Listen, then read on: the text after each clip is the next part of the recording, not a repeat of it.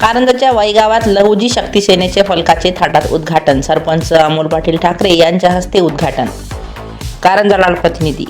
कारंजा तालुक्यातील वाई येथे लहुजी शक्ती सेना या सामाजिक संघटनेच्या नामफलकाचे उद्घाटन भव्य थाटात संपन्न झाले. गावातील सरपंच अमोल पाटील ठाकरे यांनी या फलकाचे उद्घाटन केले. या प्रसंगी मुंबई प्रदेशाध्यक्ष बाळूभाऊ जाधव तर पश्चिम विदर्भ अध्यक्ष डॉक्टर रमेश चंदनशिव उपस्थित होते. फलकाच्या अनावरण झाल्यानंतर मान्यवरांनी लहुजी शक्ती सेनेच्या बाबतीत मार्गदर्शन केले.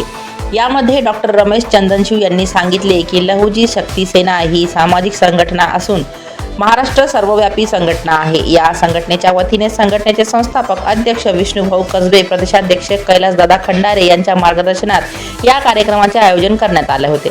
ही संघटना समता, बंधुता, एकात्मता स्थापन झाली पाहिजे. वंचित, शोषित, उपेक्षित वर्ग पुढे आला पाहिजे, त्यांचा विकास झाला पाहिजे, यासाठी ही संघटना कार्यरत आहे. मातंग समाजातील तरुण, युवा वर्ग व संघटनेत काम करण्यासाठी पुढे आले पाहिजे आणि आपल्या समाजाचा सर्वांगीण विकास यासाठी हातभार लागला पाहिजे, असे डॉक्टर चंदनशिव यांनी सांगितले. त्यांनी एकीचे महत्त्वही सांगितले. तसेच मुंबई प्रदेशाध्यक्ष बाळूभाऊ जाधव यांनी सुद्धा संघटनेचे कार्य विस्तृतपणे विशद केले. या प्रसंगी जिल्ह्यातील, तालुक्यातील लहुजी शक्ती सेनेचे पदाधिकारी, कार्यकर्ते उपस्थित होते.